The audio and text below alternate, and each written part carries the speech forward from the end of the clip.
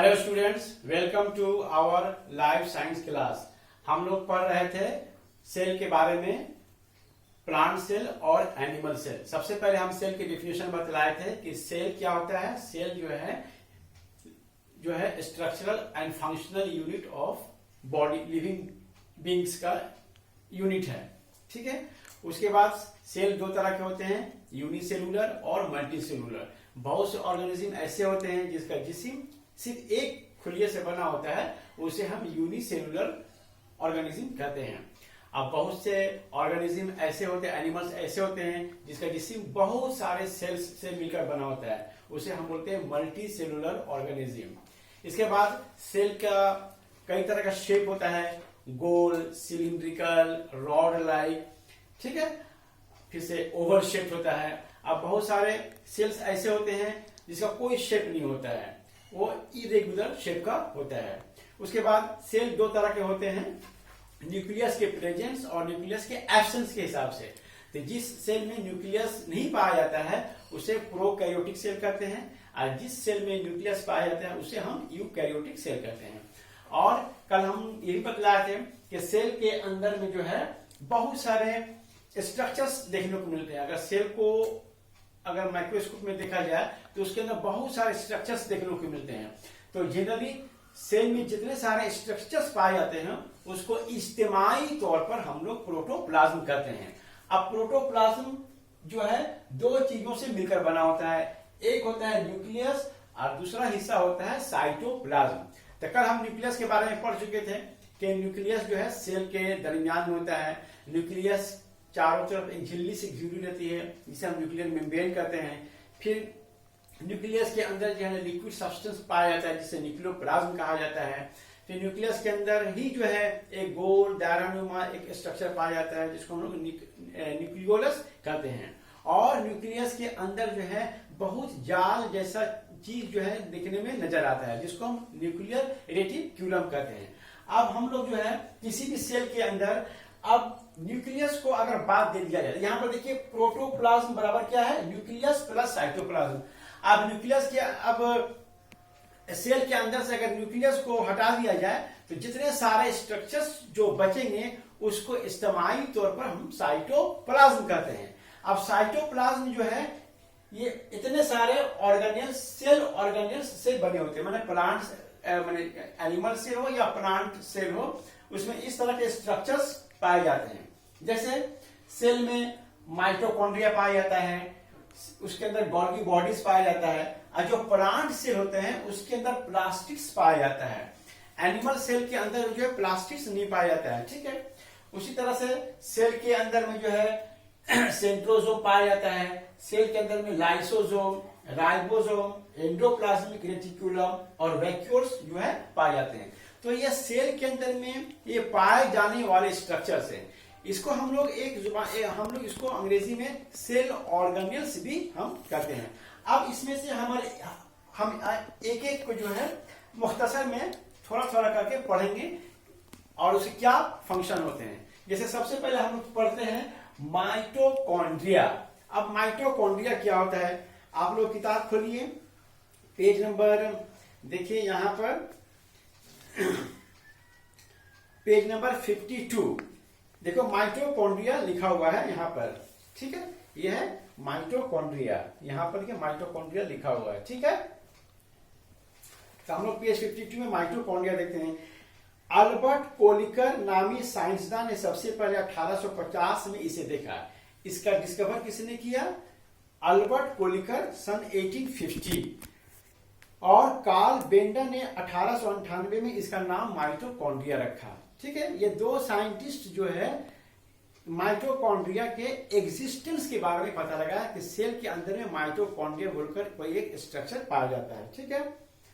अब माइटोकॉन्ड्रिया का स्ट्रक्चर कैसा होता है, तो देखिए ये गोल होता है, बैजावी या सलाखनुमा होता है, मतलब गोल स्फीयर की तरह, या बैजाई माने अंडा की तरह, या रॉड लाइक। इसका स्ट्रक्चर ही देखने में माइटोकॉन्ड्रिया इसी की तरह लगता है।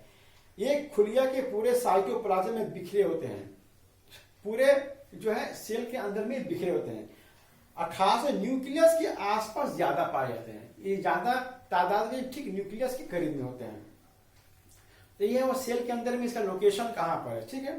अब जो है माइटोकॉन्ड्रिया सेल जो है कहाँ किस ऑर्गेनिज्म में पाया जाता है, देखिए बैक्टीरिया और ब्लू ग्रीन एल्गी और दूध पिलाने वाले जानवरों के खून के शुष्क खुलियों में आरबीसी को छोड़कर, ठीक है, बाकी तमाम खुलियों में जो है माइटोकॉन्ड्रिया पाया जाता है। माइटोकॉन्ड्रिया कहाँ नहीं पाया जाता है, ब्लू ग्रीन एल्गी के सेल में नहीं पाया जाता है, और जो है आरबीसी, हम लोग का ब्लड का जो आरबीसी है उसमें माइटोकॉन्ड्रिया नहीं पाया जाता है, ठीक है।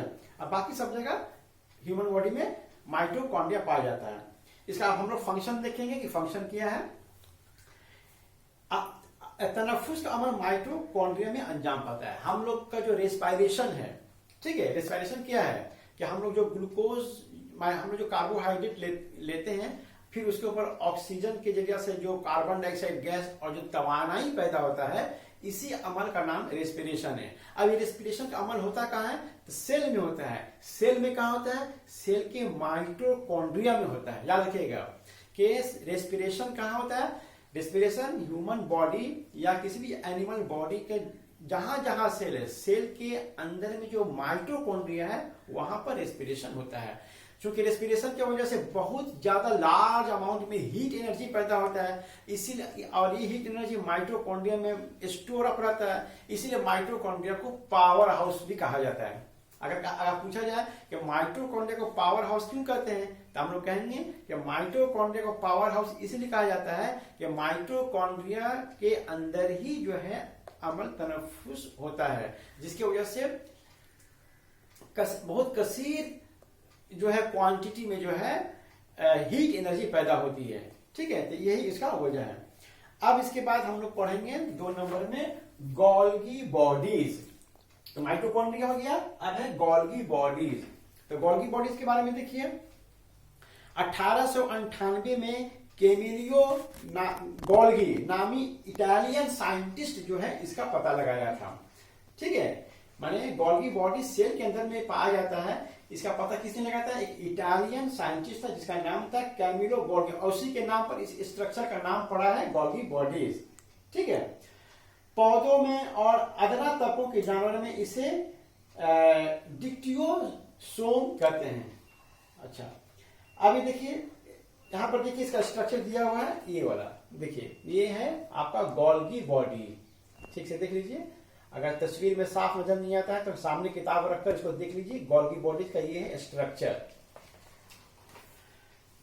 ये स्ट्रक्चर, ये झिल्लीदार माने इसके ऊपर मेम्ब्रेन होता है, झिल्ली कवर्ड रहता है झिल्ली से, और चपटा माने पूरा फ्लैट थैलियों और खाली जगहों से मिलकर ये बना होता है, ठीक है। और इसमें देखिए ये वाला जो हिस्सा है इसको सिस्टर्नी कहते हैं। आप तस्वीर में देखिए अच्छा से सिस्टर्नी नजर आता होगा, ठीक है। तो इसके चपटा और चपटे नलीदार हिस्सों के सिस्टर्नी कहते हैं, और थाली जैसे जो हिस्सा है उसे वेसिकल्स कहते हैं, और खाली जगहों को वैक्यूल कहते हैं, ठीक है। अब इसका फंक्शंस देखिए, पहला फंक्शन दिया हुआ है कि ये राइबोसोम के जरिए बनाए जाने प्रोटीन को अपने अंदर जमा रखता है। तो गोल्गी बॉडी का फंक्शन क्या है, ये अपने अंदर प्रोटीन को स्टोर करता है, ठीक है। दूसरा क्या है, ये पॉलीसेकेराइड्स, लिपिड्स और दूसरी चीजें भी तैयार करता है, पॉलीसेकेराइड और लिपिड्स। खलिया की तकसीम के दौरान सेल प्लेट तैयार करने में मदद देता है। तो ये था फंक्शंस गोल्गी बॉडीज के बारे में। अब है हम लोग चलते हैं प्लास्टिड। 3 नंबर में देखिए तीसरा सेल ऑर्गेनल है प्लास्टिड। याद रखिएगा प्लास्टिड सिर्फ प्लांट सेल में पाया जाता है, एनिमल सेल में प्लास्टिड नहीं पाया जाता है। अगर डिफरेंस पूछा जाए कि what is the difference between plant cell and animal cell, एक डिफरेंस बतलाइए, तो आप एक डिफरेंस बता दीजिएगा कि प्लांट सेल में प्लास्टिड्स होता है लेकिन एनिमल सेल में प्लास्टिड्स नहीं होता है, ठीक है। अच्छा, अब प्लास्टिड जो है प्लास्टिड्स के 3 किस्में हैं। एक का नाम है क्लोरोप्लास्ट, दूसरा का नाम है क्रोमोप्लास्ट, और तीसरा का नाम है ल्यूकोप्लास्ट। 3 काइंड्स ऑफ प्लास्टिड्स, याद रखिए, क्लोरोप्लास्ट, क्रोमोप्लास्ट और ल्यूकोप्लास्ट। अब सबसे हम लोग पहले पढ़ेंगे क्लोरोप्लास्ट क्या होता है। देखिए पत्तों का रंग जो सब्ज होता है, ठीक है, दरख्तों का रंग सब्ज होता है, ये सब्ज किस वजह से होता है? ये सब्ज होता है क्लोरोफिल की वजह से। क्लोरोफिल क्या है? एक मादा है, हरे रंग का मादा है जो क्लोरोप्लास्ट के अंदर में पाया जाता है, ठीक है। तो क्लोरोप्लास्ट में जो है क्लोरोफिल पाया जाता है, जो ग्रीन कलर का एक पिगमेंट है जिसकी वजह से दरख्त जो है हरे भरे रहते हैं। अब क्लोरोप्लास्ट में 2 चीज पाया जाता है, एक होता है स्ट्रोमा और एक होता है ग्रैना। ग्रैना क्या है? ग्रैना लिक्विड सब्सटेंस है जो क्लोरोप्लास्ट के जमीन पर जो है पूरा जो है स्प्रेड किया होता है, फैला होता है, उसको ग्रेना बोलते हैं, ठीक है। और उसके ऊपर जो है स्ट्रोमा पाया जाता है, ठीक है। स्ट्रोमा पाया जाता है फ्लैट माने फ्लैट माने चपटा हुआ थैलानुमा, चपटा थैलानुमा जो है कुछ स्ट्रक्चर्स पाया जाता है, ठीक है, उसको हम लोग स्ट्रोमा कहते हैं। अच्छा, अब जो है जो हम लोग जानते हैं फोटोसिंथेसिस, नूरी तरकीब, माने फोटोसिंथेसिस क्या है? फोटोसिंथेसिस वो अमल है जिसके जरिए से पौधे जो है दिन के वक्त जो है कार्बन डाइऑक्साइड के मदद से अपनी ग़िज़ा तैयार करते हैं, कार्बोहाइड्रेट बनाते हैं। इस अमल को हम लोग फोटोसिंथेसिस कहते हैं।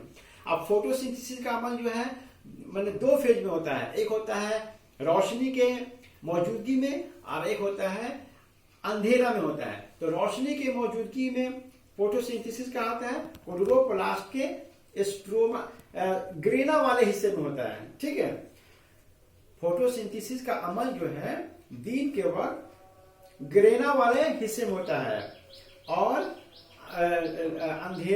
अंधेरे के वक्त जो है माने रोशनी के गैर मौजूदगी में स्ट्रोमा वाले हिस्से में होता है, ठीक है। तो ये क्लोरोप्लास्ट। तो क्लोरोप्लास्ट का फंक्शन क्या है? क्लोरोप्लास्ट का फंक्शन यही है कि ये जो है नूरी तरकीब में हिस्सा लेता है। अब इसके बाद है क्रोमोप्लास्ट। क्रोमोप्लास्ट क्या? ये देखिए पौधों में डिफरेंट कलर्स के फूल पाए जाते हैं। अच्छा, फिर से डिफरेंट कलर्स के जो है ना हम फल होते हैं। तो ये अलग अलग रंग के फूल, अलग अलग रंग के ये जो फल होते हैं, ये क्रोमोप्लास्ट के वजह से होता है, ठीक है, उसकी क्लोरोप्लास्ट की वजह से होता है। अब क्रोमोप्लास्ट का जो है फंक्शन किया है, देखिए फंक्शन यहाँ पर दिया हुआ है, 1 नंबर फंक्शन में देख लीजिए। इसकी वजह से फूलों का रंग खूबसूरत होता है। और दूसरा फंक्शन ये है, फलों के खूबसूरत रंग भी जो है क्रोमोप्लास्ट की वजह से होता है। इसके बाद है ल्यूकोप्लास्ट। तीसरा हमारा किसी प्लास्टिक का ल्यूकोप्लास्ट है। ल्यूकोप्लास्ट का कोई रंग नहीं होता है, ठीक है, क्योंकि इसके अंदर कोई पिगमेंट नहीं पाया जाता है, ठीक है। और जो है इसका फंक्शंस क्या है? ल्यूकोप्लास्ट जो है अपने अंदर जो है ग़िज़ा को जमा करता है, ग़िज़ा को जमा करता है। अब ये अगर कार्बोहाइड्रेट को जमा करता है तो उसको हम लोग बोलते हैं अमाइलोप्लास्ट। अगर प्रोटीन को जमा करता है तो इसको हम लोग बोलते हैं अल्यूरोप्लास्ट। और अगर फैट को जमा करता है तो हम उसको बोलते हैं इलायोप्लास्ट। तो ल्यूकोप्लास्ट का फंक्शन यही है कि ये अपने अंदर जो है ग़िज़ा को जमा करता है। ग़िज़ा के हम लोग जानते हैं, ग़िज़ा के कई शक्ल हैं। कार्बोहाइड्रेट, हम लोग कार्बोहाइड्रेट भी खाते हैं, प्रोटीन खाते हैं और फैट खाते हैं। तो अलग अलग ग़िज़ा की नौइयत के हिसाब से इसका नाम पड़ा हुआ है, ठीक है। तो अगर अपने अंदर स्टार्च को जमा करे यानी कार्बोहाइड्रेट को तो उसे अमाइलोप्लास्ट, और अगर प्रोटीन जमा करे तो अल्यूरोप्लास्ट, और अगर फैट रूनियात जमा करे तो इसको इलायोप्लास्ट कहते हैं। ये किताब यहाँ पर लिखा हुआ, इसको आप लोग गौर से पढ़िए। तो आज का जो मेरा सबक था, आज के सबक में हम यहीं पर हम ठहरते हैं। तो आज हम लोगों ने क्या पढ़ा? आज हम लोगों ने पढ़ा कि सेल के अंदर में जो है न्यूक्लियस और साइटोप्लाज्म पाया जाता है। न्यूक्लियस को जब हम बात दे देते हैं तो जो कुछ भी उसके अंदर बचता है उसको इस्तेमाली तौर पर साइटोप्लाज्म कहते हैं। अब साइटोप्लाज्म में जो है सेल ऑर्गेनेल्स होते हैं। सेल ऑर्गेनेल्स में यही सेल ऑर्गेनेल्स है, ये जो स्ट्रक्चर्स सेल के अंदर पाए इसी को सेल ऑर्गेनेल्स इस्तेमाल तौर पर बोलते हैं। अब है माइटोकॉन्ड्रिया, गोल्गी बॉडीज, प्लास्टिड। तो आज हम लोगों ने माइटोकॉन्ड्रिया के बारे में पढ़ा, गोल्गी बॉडीज के बारे में पढ़ा और प्लास्टिड के बारे में पढ़ा। आइंदा जब हम क्लास लेंगे तो उसमें बाकी जो सेल ऑर्गेनेल्स बचे हुए हैं उसको हम लोग कवर करेंगे। शुक्रिया।